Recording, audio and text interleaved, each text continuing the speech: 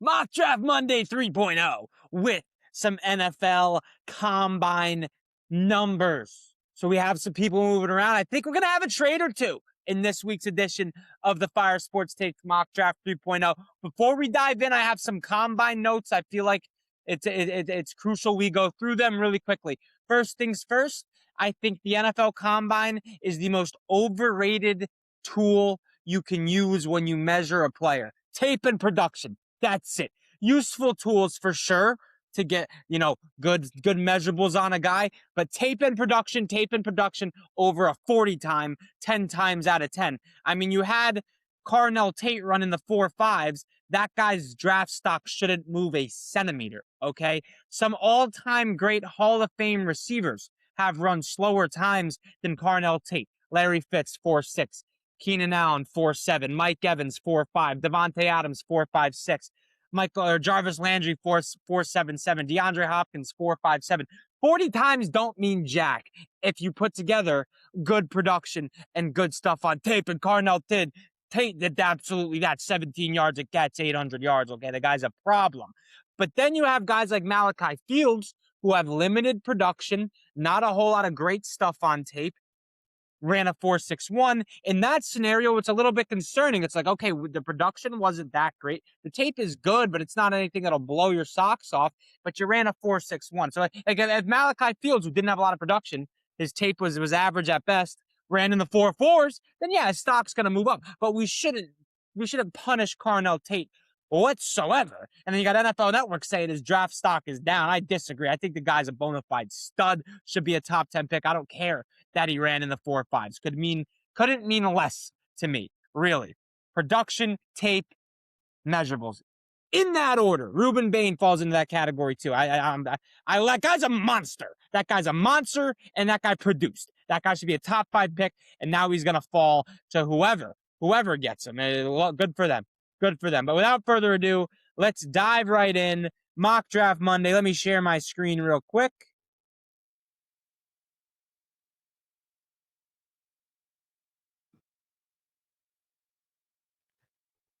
And let's... Wait, are we working here? Okay, bet. Let's get into it. 101, obviously we know it's Fernando Mendoza. The Jets at 102. I've been going Ruben for the past. I did David Bailey last week. For the sake of just volatility, or just so we switch it up, we'll go with Arvell Reese in mock draft 3.0 here. This puts the Arizona Cardinals on the clock, and they have a lot of needs. Mauiaga was penciled in here, I feel like, for a big portion of the offseason, but I feel like after what Sonny Styles did, and with how good Caleb Downs' production has been, and how good Caleb Downs' tape is, and with David Bailey continuing to impress, especially with what he ran at the Combine. Ruben Bain's short arms, we're going to assume he's going to fall now for Lord knows whatever reason. I feel like the Cardinals just go BPA here, and I think the best player available is still Caleb Downs. I don't care, he didn't run a 40, blah, blah, blah. Suck me. Best player available, Caleb Downs at the 103. This leaves the Titans on the clock, salivating at the thought of adding David Bailey next to Jeffrey Simmons and the newly acquired Jermaine Johnson. The Titans go David Bailey, and the Giants, who have problems in the run game, are going to land an absolute freak in Sonny Styles. If you're a Giants fan, you got to be really happy, because I think there's no way you don't get one of Sonny Styles or Caleb Downs, and their biggest problem defensively was stopping the run. They're going to be able to get a pass rush with Abdul Carter only going to develop, hopefully. Kayvon Thibodeau had a really good year last year. Brian Burns, the top 5 edge in the game. Dexter Lawrence was a Defensive Player of the Year candidate a couple of years ago. The only thing this team is missing, maybe a corner or two, but they stink against the run. Whether it's Caleb Downs or Sonny Styles, there's not a better run defender in the draft that is off ball than Sonny Styles or Caleb Downs, and they're in a good position where I have a hard time seeing one of them not be available for the Giants at 5. They're going to fall right into their lap, and in this mock, they're going to go Sonny Styles at the 105, who put on a clinic at the Combine. Absolute athletic freak. They're putting side by sides with him and Calvin Johnson. Just not ideal.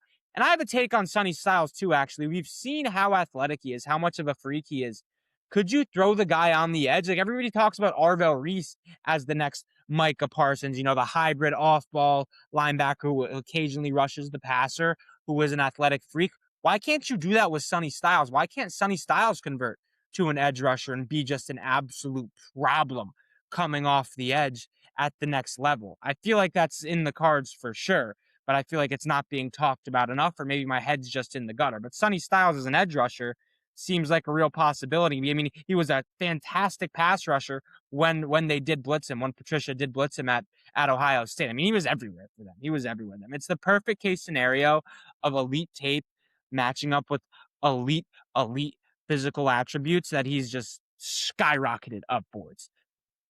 The Browns at 6. I'm still working on my receivers. I'm still working on my receiver room. I watched a little bit of Carnell Tate. I watched a little bit of Denzel Boston. I watched a little bit of Mekhi Lemon. I watched a little bit of Jordan Tyson. And let me tell you, I think Carnell Tate, well, Jordan Tyson's probably the best. But again, this is subject to change for sure. Jordan Tyson's definitely the best. There is a little bit of injury concern. But Carnell Tate is just an absolute weapon deep down the field. Like, his deep route running, his ability to set up safeties, and then obviously his ball skills, his ball control. But he doesn't give you as much after the catch that Jordan Tyson does. And Jordan Tyson does stretch the field at a really, really elite level. I think the Browns need a weapon, but they also need some offensive line help. I think their defense is in a good spot. I think the Browns here are going to go with Francis Mauiaga, get a tackle to protect Shadussi's blind side. But receiver is definitely on the board there for the Cleveland Browns. And if Ruben Bain falls all the way to 7 for the Washington Commanders, they should be licking their chops. However, imagine Jaden Daniels spinning the rock to fucking Carnell Tate over there and in David Blau's offense. Oh, yeah. Give me Carnell Tate to the Commanders. And now at 8, Ruben Bain is sitting there. We are going to have our first trade, ladies and gentlemen. The Dallas Cowboys are coming up, neglecting the secondary in Jerry Jones fashion.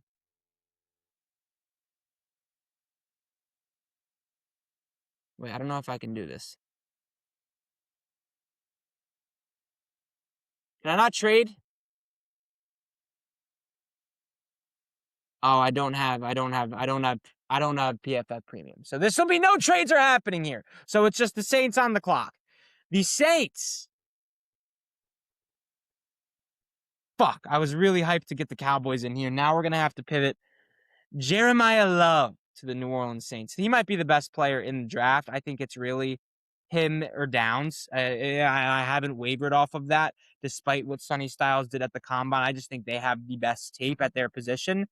The Saints do need a running back. The Saints do have a lot of holes elsewhere. They go Jeremiah Love, and this leaves the Kansas City Chiefs with Ruben Bain just falling right into their fucking lap. They'd have to smash the accept button.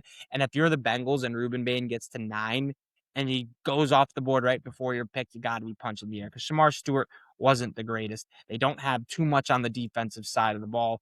And now the good news is they got a corner in Mansour Delane, who's an absolute stud, staring them right in the face. And then the Cincinnati Bengals, even though they do have pretty good corners, like, that's not the weakness of their defense. I think DJ Turner is a good player, but they're losing Cam Taylor-Britt.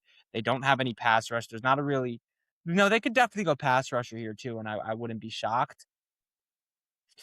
But I just feel like they need a guy on the outside to throw on the other side with DJ Turner and Mansour Delane. And I actually have watched him. I watched him against Alabama. He was a stud. Or against Clemson, excuse me. He picked off Cade Klubnik. He was locking guys up deep down the field. He was in phase constantly. He got his head around to the ball. The dude can tackle too. Mansour Delane's a real problem in the small sample size of film that I have watched of him. So I think the Bengals go corner here. The Dolphins in need of a quarterback, a wide receiver, a guard, and they need corner too. They could go McCoy here. They have a pretty good defensive line, all things considered, with, I almost said Christian Wilkins, not Christian Wilkins. Kenneth Grant, Zach Sealer, Chop Robinson. They could just absolutely load up on the defensive line here. Peter Woods has fallen so far on PFF's big board. I think that's ridiculous. Lee Hunter is a shout here, but I just think if they've got Makai Lemon, who apparently Makai Lemon's falling down board. They're just gonna go Caleb Banks and just fuck. Nah, they can't do that. Makai Lemon apparently has been just plummeting down boards. The Dolphins need a receiver. There go Jordan Tyson here. Jordan Tyson to pair up with Malik Willis and Jalen Waddle. Absolutely disgusting. And then the Cowboys here, if Jamal McCoy's staring them in the face, they're going to go corner. They need a corner desperately. The Ravens. Could the Ravens... Oh, no, the Rams, excuse me. I have the Rams taking Makai Lemon in 2 straight mocks. We're not going to do that. The Rams are going to go... I don't know. I don't fucking know what the Rams do, dude. Receiver makes too much sense. How about the Rams? Oh, but they just drafted a tight end last year, not Colby Parkinson, Terrence Ferguson.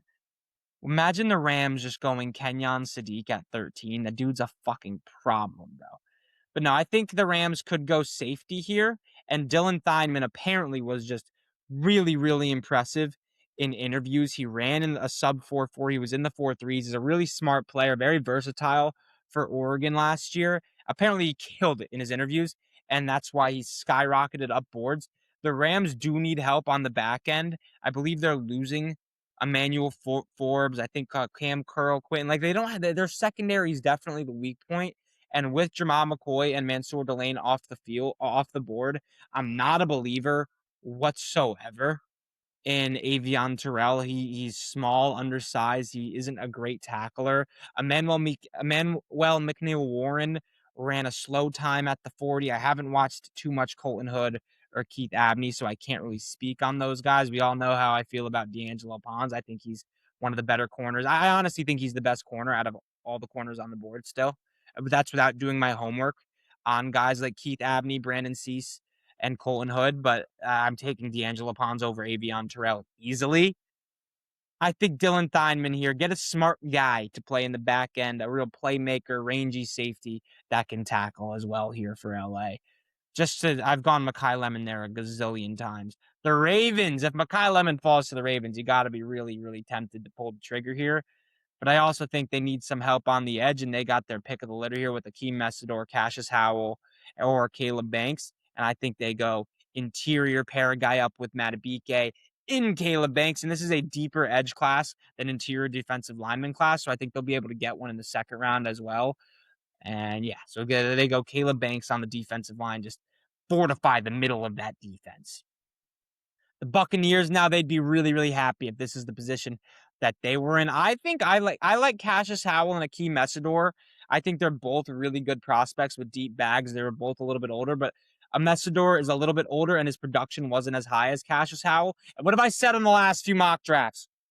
Production over potential. And I think Howell had more production. He has higher potential. I think the Bucs go Howell here at 15. Corner could also be in play here. If they do not retain Jamel Dean, they're going to need a corner. But again, I'm not bullish on Avion Terrell at all. And I haven't done my homework on these other few guys besides D'Angelo Pons to warrant a corner going 15 here. And I just am not a believer in Avion Terrell. So I think they go with Cassius Howell at 15. And then the Jets back on the clock here. What do the Jets need? The Jets go with Arvell Reese at 2, and they have a chance here to just load up on weapons if Makai Lemon is staring them in the face. But I don't think they do that. They're losing Quincy Williams. They traded Sauce Gardner. Their starting corners are going to be AZ Thomas and Quantez Stiggers, and it's Avion Terrell. We don't like that at all. They just traded Jermaine Johnson. They have Will McDonald. They have Mozzie Smith. They have Jawan Briggs. They need another edge rusher without Jermaine Johnson. Get Akeem Messidor, who is just a production machine. I don't care if he's going to be 25. This guy has every pass rush move and counter move in the books. He's good in run fit. He can tackle. He finishes. He is a real stud. The Lions at 17, they need interior offensive line play. They go with the best interior offensive lineman on the board, Oliavega Ioane. They could also go corner, but if again, I'm not bullish on the corners here, and I got to do my homework on the corner class. I'm watching receivers right now, so maybe I'll get some receiver corner matchup for you guys, and I'll be able to gauge guys better. But but I got to do my homework on these corner classes because I don't know how I rank the rest of these guys at the bottom of the round here. Either way, the Vikings on the clock now. They got to go running back, right? That kid from Arkansas is a real fucking stud. They don't have him on here. Dude, he's fucking nasty. I was watching some Taylon Green highlights, and this guy just kept showing up, Mike Washington. He is a fucking dog, and he ran sub 4.40. He was in the 4.3s. He's a real issue, man, but I guess they have him really low, so they're not going to go. They're not going to go. Oh my gosh, what am I trying to say? They're not going to go running back here. Could they go center or interior offensive line? The best center in the draft, I don't know. I have not done a single thing of homework on this dude, so I don't want to just pencil in center here because it says need. What do they need? They need corner. They need secondary help. They need secondary help. I think they go with whichever one of these corners is just the most athletic, the biggest, the fastest, the strongest, and then they just trust Brian Flores to develop. I don't know who that is, so we're just gonna go. I don't know. This is tough. The Vikings are a tough team here, man. They got TJ Hawkins, so then, they might need a quarterback, but they're not going to go Ty Simpson here. They don't need a receiver. Their offensive line is aging a little bit. What offensive tackles are on the board here? Spencer Fano. They could use a tackle. Darrishaw's getting up there. Their right tackle. Who's their right tackle? Who's their right tackle? They have a good right tackle, I believe, too. So I don't want to go right tackle here from Minnesota. We're just going to go with Avion Terrell. Get that fucking ugly name off the board. They need some DB help. In Minnesota, the Carolina Panthers need defensive line. They go Keldrick Falk here. Easy. Easy, easy, easy. Lock that in ASAP. The Cowboys back on the clock. They need cornerback help. They went with Jermod McCoy with their first pick in the first round.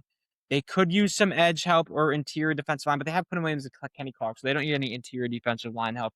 They're going defense. Their offense is honestly really nasty. Their offensive line is gross and it's young. They have Pickens and CeeDee Lamb. They're probably just going to go best player available. And at this point, I feel like the best player available is probably CJ Allen. Versatile off-ball linebacker that just can do everything. They don't really have a good linebacker off-ball. Like, Overshown's good, but CJ Allen's just a better athlete. The Steelers, if Mekhi Lemon is there, they got to go Mekhi Lemon. But, the Steelers like to neglect the wide receiver 2 position. I think Mekhi, if he's there, they got to pull the trigger at some point and get a wide receiver 2. The Chargers, it says they need defensive line, but they just extended Tyre Tart. They need edge. That is a position of need now if they don't bring back Odafe Owe. They have Tua Tuipulotu, but no Odafe Owe and Khalil Mack, both set to hit free agency. They do need cornerback help as well. TJ Parker, Zion Young's a guy that's gained a lot of steam in this draft process. Mason Thomas, I think he actually, his stock dropped a little bit after the combine. I don't think he ran too well, didn't measure too well. It's a tough call here for the Chargers. I think they got to go corner. I'm just going to go with my favorite corner here. Get D'Angelo Ponds in there. Get D'Angelo Ponds in there. I don't care, bro. He's the best corner in the draft. Like, he's a fucking stud, bro. The only person that I've seen get real, like, winning reps on D'Angelo Ponds was Jeremiah Smith. And it wasn't even like there was one where he ratted him up, but he was sticky in coverage in basically every single rep in the Big Ten championship game. Jeremiah Smith would just use his 6'4" frame to body him out, and that's going to happen. But D'Angelo Ponds is going to be an outside corner. He's going to be an elite nickel corner that's not afraid to make tackles too. He's a guy you want at the line of scrimmage with how physical he plays for his size. The Eagles on the clock, they could use some interior offensive line play, but I think they're in a spot where they just go best player available. And at this point, I feel like the best player available is probably Kenyon Sadiq, man. They're not going to go. They have good tackles. They could go interior offensive line, or they can just go tackle and say, fuck it. Actually, yeah, they would go tackle because Lane Johnson is a fossil. They go Spencer Fano here. Just get ready to reload at right tackle for the next decade, and you can push him inside. They like to do that a lot with their tackles, too. So they could push him inside. An interior offensive lineman is a position of need here for the Eagles as well. The Browns back on the clock. Who'd they take in the first round? They took Foyce Mawiaga. They need a receiver. They need a weapon. They're losing. Oh, but they drafted Harold Fan. I was going to say they're losing David Njoku. They could just go Kenyon Sadiq, but they drafted Harold Fan. That guy's a stud. They could go wide receiver here, the Browns. They could go quarterback. They could go Ty Simpson here. I wouldn't be shocked if the Browns go Ty Simpson here. That'd be such a Browns thing to do because Ty Simpson for sure needs to sit a year. I don't know how much this new regime really believes in Ty Simpson. I love Omar Cooper. He's probably my favorite receiver on the board right now. Casey Concepcion's up there as well. And you know who I think had a really, really solid combine, and he's low on this list? Zachariah Branch. He's not going to go in the first round, but he had a really, really solid combine. And I think if he can separate, that's the only question. Like, can he separate enough at the next level to be more than just a gadget guy? That's the thing with Zachariah Branch, because he's going to make people miss in open space. He's going to be a punt returner, kick returner. He's going to bring value to your team. Like, if I'm the Rams, that's a guy I'm targeting in the later rounds for sure, because you need help on special teams with kick return and punt return. And McVay's schemes are so predicated on getting guys in open space that he just seems like such a scheme fit in terms of what he can do on special teams. And it like McVay's scheme is very yak dependent, yards after catch dependent, but not in Cleveland. Obviously, not that. I just wanted to get his name out there, let you guys know how I feel about him after seeing what his numbers look like at the combine and watching a little bit of his workouts. He's a fucking problem, and a team like LA should be all over him in the later rounds as well. He can be a real asset returning kicks. But I think the Browns. I mean, this is just my favorite receiver on the board here. They went tackle, or I'm gonna go Omar Cooper Jr. And to be fair, I haven't watched as much Denzel Boston or Casey Concepcion. Yeah, I have seen a little bit of Denzel Boston. I gotta say, there's a lot left to be desired there as a route runner. Same with Chris Bell as a route runner. I just think Omar Cooper is the best all-around receiver. He's not as good at tracking the ball in the air as Denzel Boston is, but he's gonna get open more consistently, and that would help a Shedeur Sanders more than having a big frame that has consistent hands but can't get open in Denzel Boston. But I haven't watched his tape in full yet. Having Chris Bell over Omar Cooper is a little blasphemous. Maybe I have to watch more Chris Bell. I only watched like 2 games of him, but still, it's just blasphemous to have that guy above Omar Cooper Jr. He's one of my favorite players in this draft for sure. The Bears need edge. The Bears need defensive line. The Bears probably need linebacker too here. Let's see. They're in a position where they could go BPA here. They also might need a tackle. Their left tackle is just, I think he might never play the sport again. That's not ideal. I think Caden McDonald, they have good interior defensive line. They could go edge with TJ Parker. They could go with Peter Woods. I think it's a tough one. They could go. No, honestly, I think they'll go. They'll go Caden McDonald. Apparently, his draft is lowering after, like his draft stock is falling after a mid combine per sources. I don't know. I don't really know why. I just remember seeing that headline somewhere. So it's either Caden McDonald, who I really liked in the tape that I watched him, and he moves bodies up front. He's just a presence. Peter Woods is also a stud as well, athletic freak. Didn't exactly have the production a lot of people thought he would have this season at Clemson. They could go edge here. They could go safety as well if they want to go with Emmanuel McNeil-Warren. I still have so much work to do from tape. From a tape perspective, Lee Hunter's also a fucking problem here too, man. There's so much the Bears could do. I don't think they go receiver. I think they're gonna go edge here. They're gonna go TJ Parker or Zion Young. That's the thing. I like TJ Parker on tape wasn't really too impressive, and Zion Young was. But Zion Young, he wasn't even the best edge rusher. The other edge rusher for Mizzou was a fucking menace, dude. I forget. I think he transferred to Miami. He's a fucking problem. But I think I liked Zion Young's tape a good amount of bend if I remember correctly. And that was only one game, and it was against Alabama that I saw Zion Young. But the Bears need edge. The Bears go Zion Young. And now the Bills on the clock. They desperately need a receiver. I've seen Denzel Boston, Keon Coleman comps getting flown around. Keon Coleman didn't have as good a hands as Denzel Boston and wasn't as good of a route runner. And I feel like if Denzel Boston's here at 26, staring Buffalo in the face, they go with Casey Conception because I misclicked it.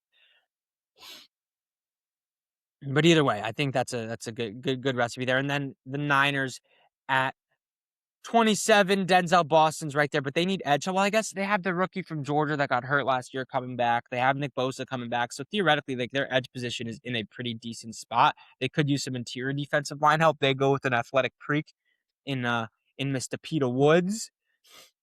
Now, if I am the Texans here, gotta go with interior. The best, the kid from Oregon, interior offensive line here, get some help for CJ Stroud because they do have some decent. They could use a right tackle, but their left tackle Ariante Ursary was third-round rookie last year. He was not bad down the stretch. Like they might have found a guy at left tackle, and Trent Brown's a right tackle. I don't know if they're bringing him back, but there are tackles in free agency they could get, so they could go tackle here, whether that's Freeling. But I feel like the interior of the offensive line is the real issue, so they go with Emmanuel Pregnon here. The Rams back on the clock, and if Kenyon Sadiq falls this far, I feel like they just have to pull the trigger at that point. Who did I go with earlier with the Rams?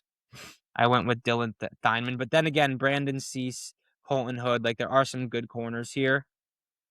I just haven't done my homework, so I feel like I'm not doing my due diligence, but I have done my homework on Kenyon Sadiq, and that's where the Rams are going to go. Just imagine him on that offense with Devontae and Puka. That's fucking disgusting.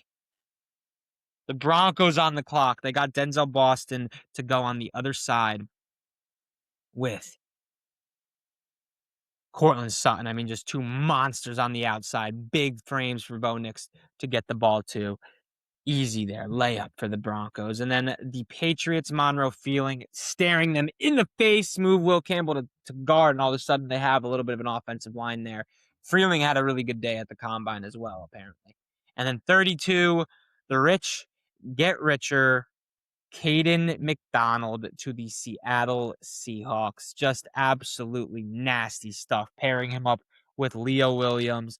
And oh my gosh, the third-year player now, I think out of Texas. Oh my goodness, what is his name? So underrated. First-round pick, 16th overall, I believe, in 2023 or 2024. Oh my gosh, he's such a dog. I can't believe I'm forgetting his name. It's late. It's late. Please forgive me. Oh my gosh, anyway, Caden McDonald. Well, what are their needs in Seattle? They need a running back, but they're not going to go running back here. They could use a receiver to throw on the other side with, but I don't like any of these receivers here. Tight end. They could go Stowers here. That'd be gross. No, but they have AJ Barner. Barner's a good player. They need an interior offensive lineup. If Pregnon's here, they would probably go Pregnon. But their tackle, they could use a right tackle too. Caden Proctor's a good player. I just think they go best player available. They just won the Super Bowl, and that's fucking Caden McDonald. That would be nasty, dude. Nasty, nasty, nasty.